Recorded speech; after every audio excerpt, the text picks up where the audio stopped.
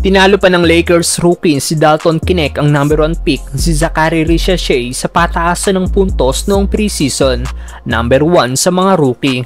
Malaki daw ang chance sa maging rookie of the year.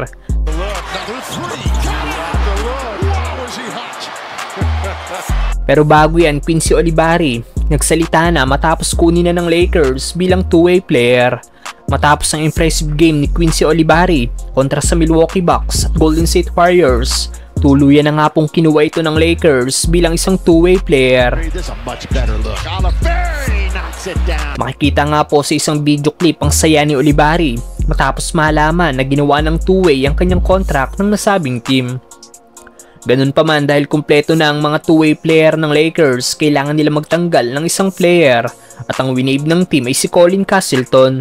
May ilang Lakers fans na nalungkot sa pagtanggal ng team kay Castleton dahil kulang na nga daw sa big man ng Lakers pero nagbawas pa. At kanina sa naging practice ng Lakers, nagbigay pahayag nga po si Quincy Olivari ng kanyang reaksyon matapos malaman na ginawa ng two-way ang kanyang contract. Ayon sa Lakers guard, after ng laban nila sa Warriors, alam niya na daw na nasa magandang spot siya para makuha ang two-way contract. Nakalisa daw siya sa facility ng Lakers nung pabalikin siya ng isang stop at pagbalik niya, dito niya na nalaman ang magandang balita. Kaya dali-dali niyang tinawagan ng kanyang mga magulang para ibalita ang good news. Very confident that after the Golden State game that I put myself in position to just left the facility after a massage and just we're up here, sorry, but can you come back?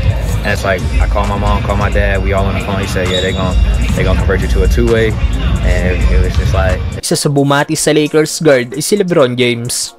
Samantalang Lakers rookie na si Dalton Knecht tinalo ang number 1 pick na si Zaccharie Risacher sa paramihan ng puntos sa preseason.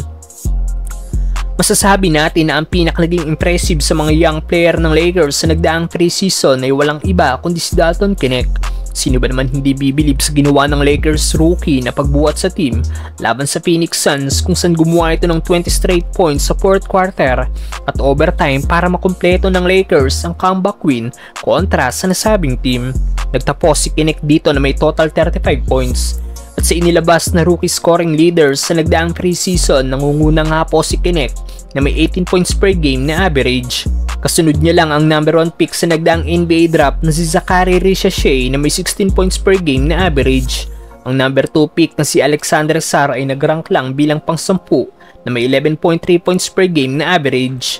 Pang-anim naman ang rookie big man ng Memphis si Zach Edey na may 12.2 points na average. Nag-enjoy ka na, nanalo ka pa, i-click lang ang link na nasa comment section at gamitin ang promo code na PURPLE. Piliin ang sport option para makakuha ng 12,000 bonus. Ayon nga sa ilang NBA fans, may chance daw na maging rookie of the year si Dalton Knecht.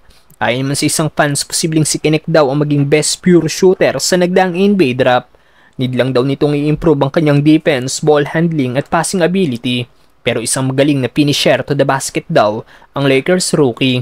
Driving split midi